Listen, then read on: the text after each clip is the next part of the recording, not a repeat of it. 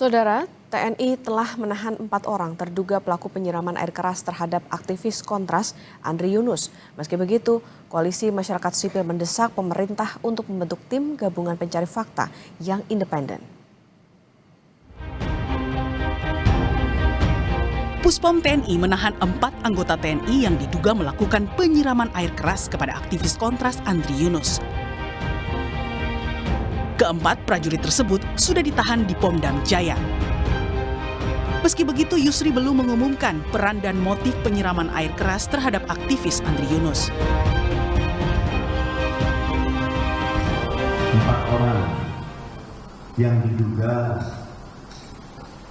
tersangka melakukan kegiatan penganiayaan terhadap saudara Andri Yunus. Yang pertama adalah inisial NDP, kemudian yang kedua inisial SL,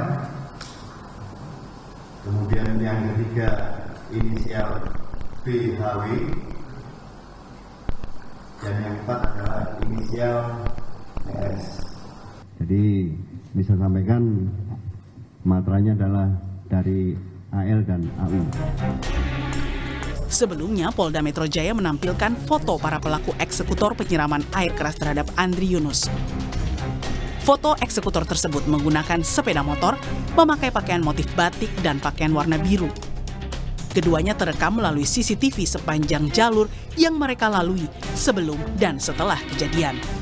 Posisi sudah ada yang menunggu. Ini adalah bagian dari kelompok terduga pelaku. Adalah kendaraan kedua yang melakukan monitoring terhadap korban. Ini adalah pelaku eksekutornya yang kami bulati warna merah, berputar arah, kemudian berpapasan, menunggu. Nah, ini yang hijau adalah korban. Itu pada saat dilempar dengan cairan. Meski TNI dan Polri tengah mengusut kasus penyiraman air keras ini, Koalisi Masyarakat Sipil mendesak agar pemerintah segera membentuk tim gabungan pencari fakta untuk mengungkap kasus penyiraman air keras terhadap Wakil Koordinator Kontras Andri Yunus. Kami juga mendesak pemerintah Indonesia melalui Presiden Republik Indonesia untuk segera membentuk tim gabungan pencari fakta independen yang dibuat berdasarkan konsultasi bersama dengan masyarakat sipil serta menjamin adanya proses yang transparan, imparsial, dan akuntabel untuk mengungkap percobaan pembunuhan berencana ini.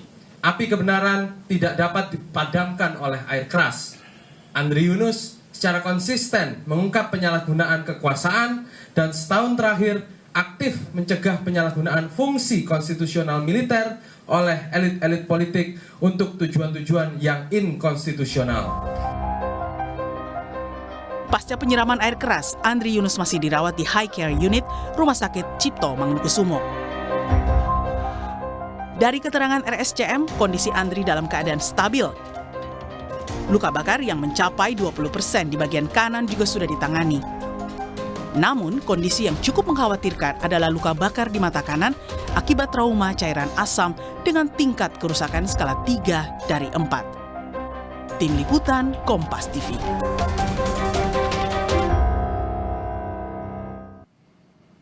Komisi 3 DPR bakal membentuk panja pengusutan kasus penyiraman air keras terhadap aktivis Kontras Andri Yunus. Nantinya panja akan mengawal proses kasus hukumnya termasuk pengungkapan pelaku dan aktor intelektualnya. Pembentukan panja ini telah dibahas oleh anggota fraksi di Komisi 3 DPR RI.